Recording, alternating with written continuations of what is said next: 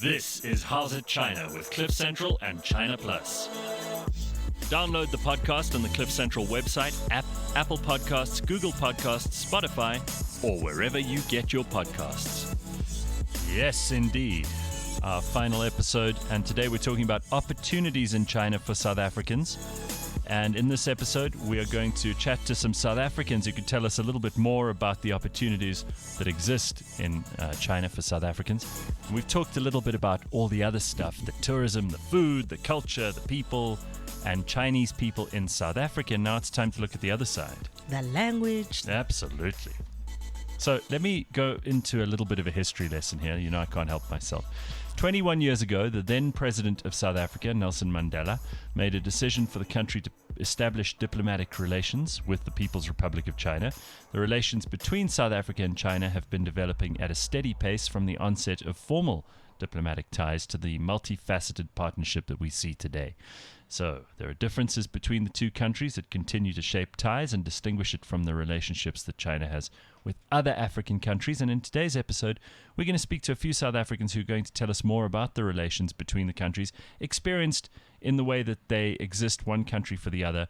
The first guest we're speaking to will be Grant Horsfield, who is a South African who has made a huge success for himself in China through the Naked Group, a premium lifestyle brand in Asia.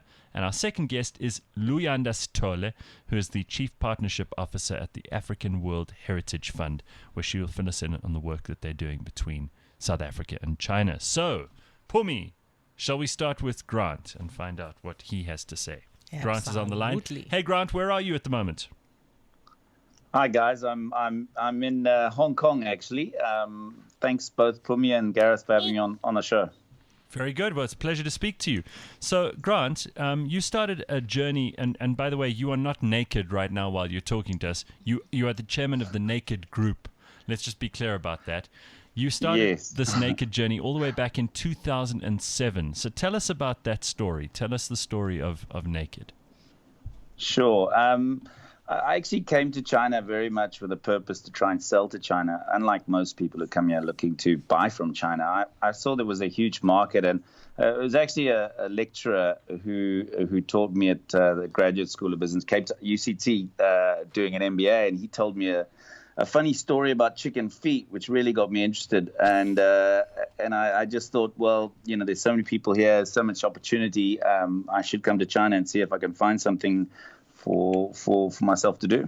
Chicken feet is what made you go to China. Chicken feet. You wouldn't believe it, eh? Can you? My goodness. But I'll tell you the story because it's actually quite fun. This Belgian guy comes to China with his mate who's coming for a conference, and he comes along. And when you come for these sort of big expo conferences, you sit around these round tables, big banquets, loads of food, and chicken feet's quite regular choice on the menu. And this guy was like, wow, these guys really like chicken feet. And he happened to be a neighbor of a chicken farmer in Belgium. So he goes back home and he asks his friend, you know, what do you do with the feet? He says, well, we have to burn them. It's part of the law in the EU.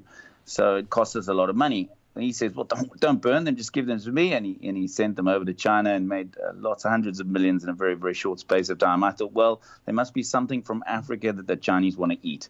So that's why I came to China. You are definitely an entrepreneur. And then you got to China and found? Yeah, I came here. I guess the thing is I couldn't find anything that they wanted to eat from Africa, but I did find that they didn't have the lifestyle that Africans have. And we're blessed in South Africa, especially with such an incredible lifestyle. Perhaps we're at times a little bit focused too much on our lifestyle, and the Chinese are focused too much on their work. But I kind of realized that there was a big opportunity to give some of what we do in Africa and we take for granted in Africa and bring it to China. And that's when I started building sort of luxury eco resorts outside of Shanghai. And fortunately for me, the timing was really good, and the people really liked our sort of African sort of style and horse riding and mountain biking and doing things in the mountains, and it worked really well. That's incredible. Tell me quickly, in all of this, what are the challenges that you faced when you established yourself in China? I mean, the language must have been in the beginning something of an obstacle. Did you manage to get over that very quickly? Yeah, I think so. I think language is a small obstacle in everything, but there's ways to get around it. I mean, but if you ask me what are the challenges, language wouldn't even come in the top 100. I mean, there's lots and lots of challenges that you face, and it looks daunting from the outside. But once you learn to perhaps understand and learn from China, things change quite quickly, as opposed to coming out and trying to teach or try and put your own thoughts on how to do things. And I guess I'm lucky I come from South Africa and perhaps not from America or Europe, and they really think they are, first world country and coming to a third world country. I came here really with the open mind and wanting to listen and learn, and I made a lot of friends in the process, and those friends helped me get through the difficult times that they're always going to be, no matter where you open a business. And that, I think that's the biggest difference. And Grant, when you say there are hundreds of challenges, which is your top one that blindsided you, that you could never have anticipated coming from South Africa and coming into that market? So policy changes happen very, very fast. China, changes things quickly, and it's almost like the entrepreneurial way. You do things quick, fix it quick, break it, fix it. You break it quick and fix it quick. And along the way, we were buying land and building very heavy, intensive asset sort of projects. And during 2009, the financial crisis, the banks decided that they were going to reduce liquidity. So we had loans in the bank which were in my bank account, and then the next day they weren't. That can't happen perhaps in other parts of the world, but in China it can happen. And so that you have to be on your feet and sort of figure out how to solve those kind of very quick changes that are radical. So you took a big risk, and I think risk is something that a lot of entrepreneurs, so today we're talking a lot about opportunities and what we can do in China. You took a big risk. Has that risk paid off? Yes, I mean, I don't think I could have ever dreamed of having the successes I've had in China anywhere else. I think that it's about timing. I think actually the next 10 years of China are probably the best years. So, I think that maybe people say, I missed the boat, I should have gone when Grant went, and so be it. But I really don't think that's the case. I think the future looks even brighter than the past. But in China, you have an idea. The government's very supportive to entrepreneurs and business. The people are supportive to new ideas, and you want to see your products and try and help you. And, the financial system's there to support you. There's so many support mechanisms for young entrepreneurs. I think it's just that it looks daunting from the outside. You come here and you go, how do I even begin? There's no book, there's no dummies for doing business in China book. But it isn't as daunting as perhaps it looks like from the outside. And you just got to jump in just like any other country and get on and deal with it. Well, that's some pretty good advice for anyone who does want to get into business there. The climate, you say, is quite favorable to entrepreneurship because, again, of the fail fast and forward thing. Yeah, exactly. There's no place in the world that is like China for being an entrepreneur. I think the platforms, especially the internet platforms and that are available, allow you to go to the market easily, to market your product easily. If you have an idea, it allows you to spread the word very quickly. Language is always a challenge, and you need to learn and be a part of the sort of social media network here in order to be successful. But that's not insurmountable. Everything is translatable and with this click of a button today. So, I think China, it still is a place for Chinese to be successful. But I think there's a lot of examples of foreigners that have come over here and made a go of it and done rather well. And I think China probably wants, or they do, it's a policy, they want more foreigners to come here and bring some diversity to their market. Grant, do you think, South Africa is just as challenging as probably the most challenging place as an entrepreneur. Do you think that growing up here in this environment gave you an advantage when you got to China? Absolutely. I've said that on a number of different platforms and spoken about it in different platforms where it's almost like our natural sort of collectiveness of South Africans where we understand that the people are different, and people come from different places. And I guess I was born in a generation where it is a case that, you need to have that at the forefront of your mind. And when you come to China, you're an outsider, you're a minority, and so you have sort of an open mind towards how to do things, and maybe a mind ready to learn and absorb and not try and push your own point of views forward. I think that and in South Africa, I had a business in South Africa for many years before I came here, and it was challenging and really, really hard. And but entrepreneurs, it's the same everywhere in the world. But I think China at the moment, just because it's growing so fast and there's so much consumer demand, that you've got probably a better chance of succeeding here than anywhere. Amazing. All right, well, Grant, thank you for filling us in. We've got another guest here that I want to talk to very urgently, but thank you, and good luck to your ventures there in China. It shows you that it can be done. And for people who are looking for expansion into new markets, this is an incredible market which is full of potential and full of customers. And if you can go in there with a good idea, as Grant has, it might just be the idea that you've been waiting for, and the idea that China's been waiting for, frankly. I want to introduce you to Luyanda, who is she's the Chief Partnership Officer at the African World Heritage Fund. Luyanda, welcome, first of all. Nice to have you here. Thank you, Gareth, and thank you, Mpumi, for having me. Well, it's a pleasure. We've been talking about all kinds of stuff that relates to China from the tourist point of view or from the curiosity point of view. But this is really, I think, the most useful episode in some ways for people who are thinking business. A lot of people who want their kids to learn Mandarin, a lot of people who want their kids to be global citizens. They're doing that with the I suppose the idea in their minds that there will be business ahead. And a lot of that business will be done with China.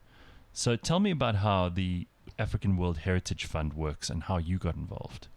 Well, I've been with the fund for 4 years. I'm in the heritage sector. That's what the fund is, and we actually report locally to the Department of Arts and Culture. Right. But we are under the umbrella of UNESCO and the African Union. So we are a global organization, but handling the continent. So we support the management of World Heritage Sites in Africa. And that means ensuring that they're preserved and conserved to the best of our ability. But name a few of them for us so we can just get them in our heads. Well, actually, South Africa is leading in the continent with 10 sites. But also, in comparison to the world, that's literally nothing. Yeah. So these 10 World Heritage Sites are Yoma Pungubwe, there's Robben Island, there is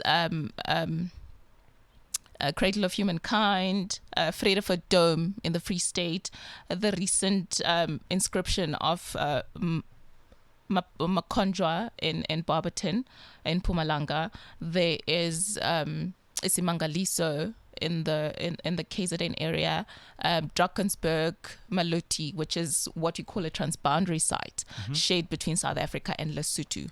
We also have what is another transboundary, which is what is shared between Zimbabwe and Zambia. It's also called a transboundary, which is Victoria Falls.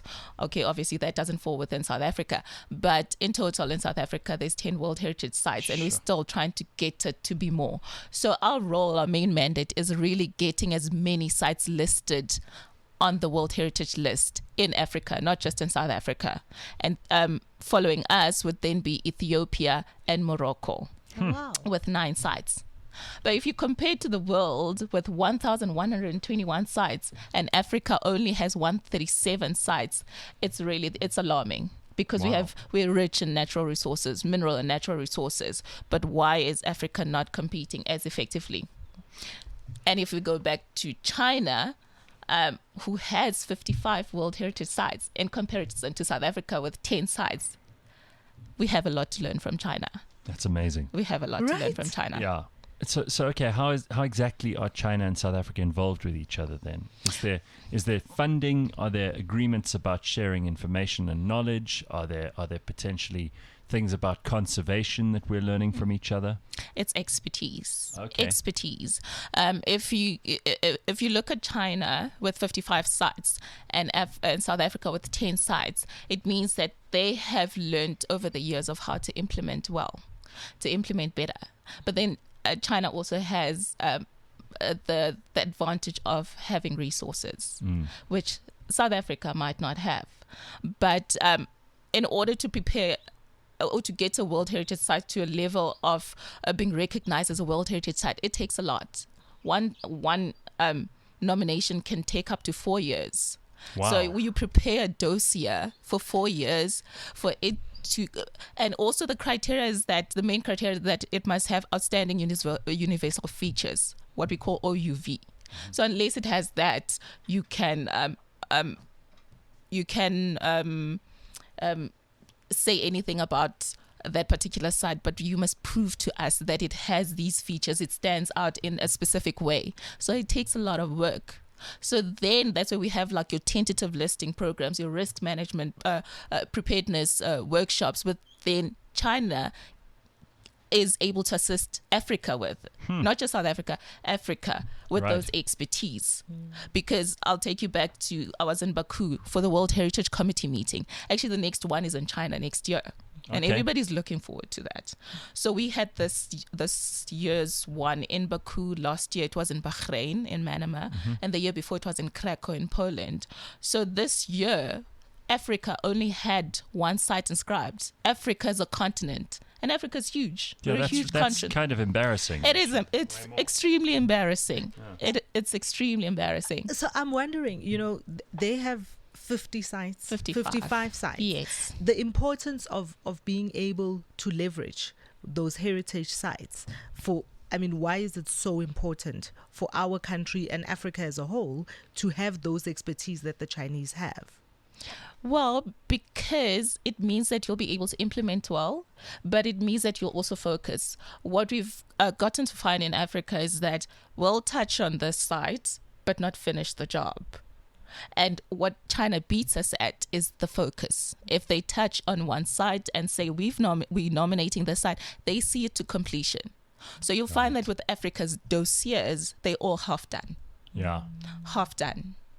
And also the resources are then also not allocated to those World Heritage Sites potential because they're not seen as important. Africa puts importance in, you'll find it in sporting activities, or you'll find it in, but heritage is still not that exploited or seen as an area that could contribute towards economic growth. Yet we've got communities that are living on these World Heritage Sites. Yeah, so practically, does this mean we're sending people to China to learn how to do these things and to gather the expertise themselves and then come back and implement? Both ways. We're sending them to China, but we're also sending the Chinese to Africa. Hence the UNESCO Africa-China Forum, which was in Paris, so that all three parties could then come together. Paris, for example, has 44 World Heritage Sites. Paris? Yes, 44 World Heritage Sites, and Italy has 55, closely with China. Well, equally. So that meant that China can also learn from Paris, because if you think of Paris, you think of the Eiffel Tower. Nobody goes to Paris and, doesn't want to take a picture there and doesn't want to, So with the because over the years, we've got cultural and natural heritage sites, as well as mixed, where you have now nature and culture both. So over the years, in China, the rapid urbanization has meant that it's also threatening their World Heritage Sites. So you see, they also have a thing or two to learn, both from Africa and Europe. So hence that forum that we had. So Paris is able to manage, and Italy, the Europe side, is able to manage the tourism sector that has grown so much. Yeah. But for China, it's still overwhelming. So this has an economic benefit. It so is. if we get this partnership right, there's an economic benefit not just for the communities that live in and around the heritage sites, but for South Africa as a whole, because there's a Absolutely. big tourism boom that can happen around that. Absolutely. Remember, when your site is listed as a World Heritage Site, there's a prestige element to it. So it means that there's more recognition into the country. And for tourists, that means a must stop. So if your business is related to it or involved or allocated a space near it, Absolutely. that can make a huge difference. Absolutely. Just in terms of local businesses and entrepreneurs, how can they get involved in helping to make these World Heritage Sites a part of what we do? Well, we actually go to the communities a lot. We do a whole lot of workshops in educating them first, because education is I think is really the first key. Because there's infrastructural developments happening at these sites now. If you go to Cradle of Humankind, there is a hotel that's been built so that the site is not just seen as you just go visit and go, but you actually spend time. So from an entrepreneurial perspective, you can get involved from the infrastructural part of things and make money, but also still learning, but also being able to know how to preserve, because that's the most important. And can I get involved if I'm not an entrepreneur? I'm just a South African that's interested. Can I get involved? You can, because we also give grants as well. Oh, right. We Okay. give grants to people who are entrepreneurs. There's what we call conservation grants. We also have educational grants for people who are interested in studying within the field of heritage. It could be archaeology or what have you, but from a master's and PhD level. So all of that is in place from our office. But grants from people who are entrepreneurs trying to participate in the sector or in the field. And some people, but it's mostly the education part of it that we find lacking, because some people are already doing it, but they don't see it tying into, they think heritage is the culture part, and it's actually broader than that. So once we start educating people to advise them and let them know Is there a massive appetite in China for dealings with us? I mean, sometimes we like to imagine that we've got all these great ideas and we can go there and we can make it happen. But are Chinese people interested in our ideas, and are they receptive to them? They're going to go, wow, this is a great idea. Let's help each other. Let's try to make this happen. Or are they kind of like, oh, these people from Africa. These Africans wanting. Yeah. No, they actually are. Actually, this forum was initiated by them. Oh, wow. And actually, the chief of Africa unit from UNESCO can actually speak Mandarin. He studied in China. Fantastic. So it actually just became a natural progression. He had built that solid foundation that he's from Africa, from the DRC originally, and he's in this space, and China knows the richness that Africa has. So the appetite is huge. And also with them seeing how we neglect certain things, that they feel, oh my word, this is so important, we would preserve it with everything that we have, so they want to be part of it, but also that means them assisting us. Well, it's so great that in the heritage space there is this massive energy to keep things intact, to keep them preserved, to conserve them for future generations, to look after what we've got as world heritage. And if we can get help from anywhere, and frankly, if the Chinese are the best people for looking after that, we should welcome that with open arms. Absolutely. And as South Africans, we could learn an enormous amount, and we could probably teach an enormous amount. Absolutely. And from your personal experience working with your counterparts from China, what has been your biggest learning? It's just really the nature of the way that they do things, and also knowing that they also have things to learn. Yes, they've got the upper hand of the funding part of it, the financial part of it, but they've also come to an understanding that they can learn a thing or two from Africa. Like what? For example, with the we still restore our heritage in its natural form. China is going into an element of making things artificial. Like almost improving them them too yeah. much. Like, for example, the Greeks have tied together pieces of the Parthenon with little bits of metal so that it doesn't fall apart. Exactly.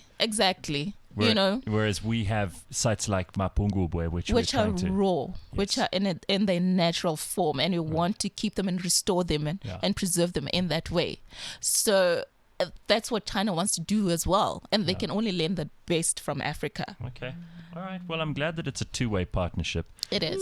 Pumi, You know what it also is? I think for a lot of people, we kind of see China's partnership with South Africa as a little bit of they're just here to take and take and take. So I'm fascinated at the fact that there is actually sharing. There's a back and forth. Even when you talk to Grant, the thing I take away from Grant more than anything is that he arrived with an open mind. He came there going, Yes. I want to give as much as I want to get.